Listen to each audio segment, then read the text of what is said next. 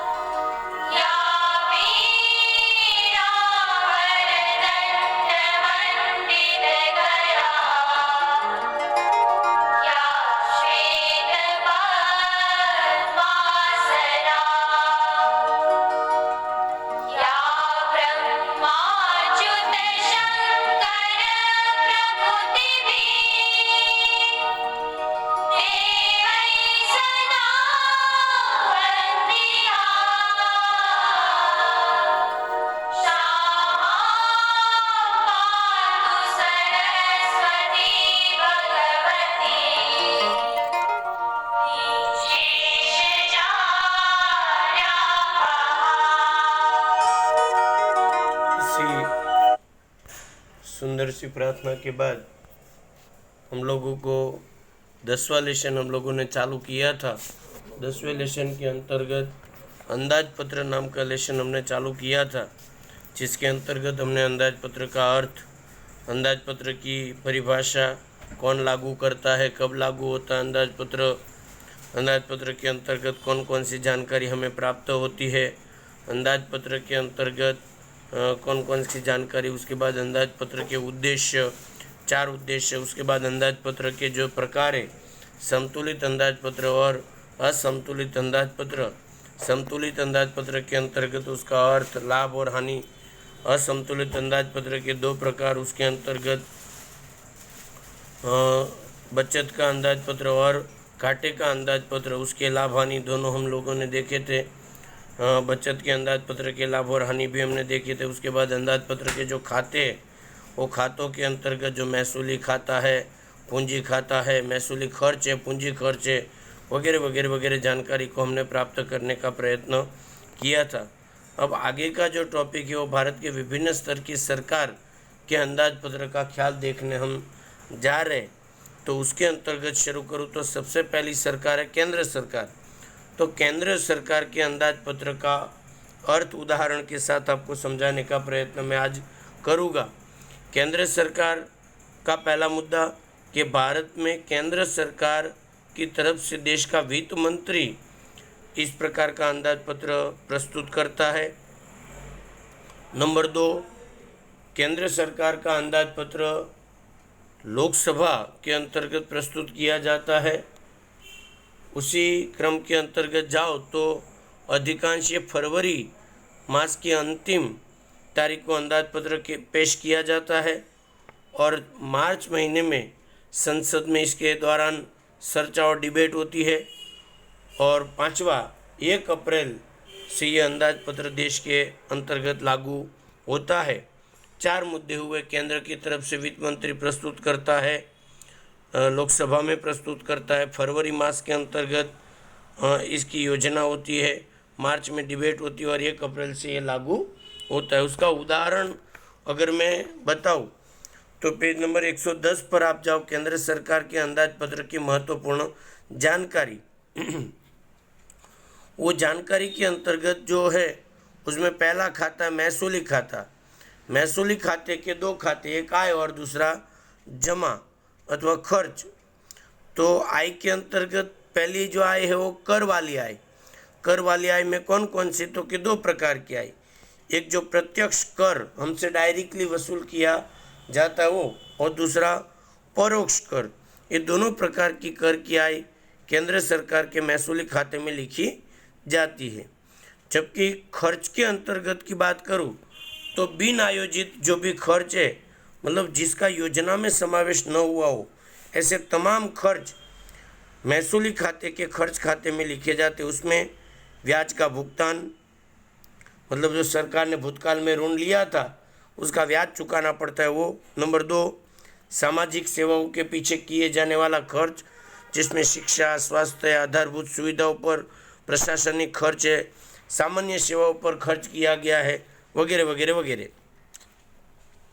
Number 3, राज्य सरकार और केंद्र शासित प्रदेशों को दिया जाने वाला अनुदान। अनुदान मतलब एक प्रकार का उधार, अगर मानो कि दिया जाता है दान के रूप में तो वो। नंबर नेक्स्ट, आर्थिक सेवाएं जैसे कि कृषि है, उद्योग है, बिजली है, परिवहन है, टेक्नोलॉजी है, उसके ऊपर होने वाला खर्च। उसके बाद ई, संरक्षण पर होने वाला खर्च, और एफ, सब्सिडी, और जी, पेंशन और वेतन, ये सब खर्च में लिखे जाएंगे। पुनः एक बार, आय में कौन कौन सी आय, तो कि कर वाली है जिसमें प्रत्यक्ष और परोक्ष, और खर्च में कौन कौन से, तो कि बिना आयोजित खर्च, जिसमें ब्याज का भुगतान, सामाजिक सेवाओं पर किया गया खर्च, आर्थिक सेवाओं पर होने वाला खर्च, राज्य सरकार और केंद्र सरकार को दिया गया अनुदान या सहायता, संरक्षण पर होने वाला खर्च, सब्सिडी, पेंशन और वेतन। कर के अलावा अगर आप देखो तो उसके अंतर्गत सरकार द्वारा दिए गए ऋण पर प्राप्त ब्याज की आय, बी, सार्वजनिक उद्योगों में से प्राप्त होने वाला मुनाफा या डिविडेंड, ये सब पैसे सरकार के पास आते हैं। सरकार द्वारा दिया गया ऋण पर प्राप्त ब्याज, मतलब किसी को उधार दिया न उसका ब्याज मिलता है तो पैसे आएंगे तो उसको आय खाते में, जब जाते हैं तो खर्च में, ना आते हैं तो आय में। सार्वजनिक उद्योगों में से जो मुनाफा प्राप्त होता है वो सार्वजनिक सेवा, मतलब सरकार ने जो मतलब अलग अलग प्रकार की परिवहन की, हॉस्पिटल की सेवा की है, उसके अंतर्गत या तो दंड के रूप में जो सरकार को पैसे मिलते हैं वो, और विदेशों से प्राप्त सहायता, ये सब लिखा जाएगा कर के अलावा की आय में। तो खर्च में कौन सर, तो कि कृषि, आयोजित खर्च के अंतर्गत तो कि कृषि, उद्योग, सिंचाई, सूचना प्रसारण, ऊर्जा, खनिज, परिवहन, अन्य क्षेत्रों पर होने वाला खर्च, मतलब अलग अलग जगह पे जो सरकार खर्च करती है वो उस समय पैसे जाएगी, इसलिए खर्च के खाते। केंद्र और अनुशासित प्रदेश, राज्य शासित प्रदेशों को दी जाने वाली सहायता, मतलब अगर सरकार किसी को सहायता करेगी तो पैसे जाएंगे, इसलिए उसको भी खर्च के रूप में दिखाया जाएगा। उसी प्रकार दूसरा है पूंजी खाता। पूंजी खाते में भी दो प्रकार के खाते, आय और खर्च। तो आय में कौन कौन सी आय, एक ऋण वसूली, दूसरा कर्ज द्वारा प्राप्त होने वाली आय, और अन्य आय। अन्य आय में विनिवेशीकरण या तो निवेश में से या तो छोटी बड़ी योजनाओं में से जो पैसा प्राप्त होता है वो। और खर्च में कौन सा, तो कि ऋण का पुनः भुगतान, अन्य सरकार को दिया जाने वाला ऋण, सामाजिक और आर्थिक क्षेत्र में किया गया पूंजी खर्च, या तो संरक्षण क्षेत्र के पीछे होने वाले खर्च की गणना इसमें की जाती। केंद्र सरकार के खर्च का वर्गीकरण आयोजित और बिना आयोजित खर्च के रूप में जाना जाता है, जबकि राज्य सरकार के खर्च का वर्गीकरण विकास लक्ष्य और गैर विकास लक्ष्य के नाम से जाना जाता है। अब सर ये विकास लक्ष्य क्या होता है, तो इसकी परिभाषा दी है नीचे कि विकास लक्ष्य खर्च अर्थात ऐसा खर्च कि जिसके कारण आर्थिक विकास को लाभ मिले। देश की सरकार को प्रत्यक्ष परोक्ष रूप से अगर आर्थिक विकास को लाभ मिले तो विकास लक्ष्य, जिसमें सिंचाई की सुविधा। गैर विकास लक्ष्य खर्च में कौन, तो कि जिससे परोक्ष या तो दीर्घकालीन विकास को प्रभावित करे, जिसमें कर्मचारियों का वेतन वगैरह का समावेश होता है। इस प्रकार केंद्र सरकार का खर्च और आय का पूंजी खाता और महसूली खाता आप लोगों को समझाने का प्रयत्न करना है। बहुत सरल है, केवल कौन कौन से खर्च का समावेश होता है और कौन कौन सी आय का समावेश होता है उतना ही मुद्दा आप लोगों को लिखना रहेगा, बाकी के मुद्दों की आपको नीड नहीं है। अंत तक आप लोगों ने मेरा ये जो वीडियो देखा उसके लिए आप लोगों का बहुत बहुत धन्यवाद।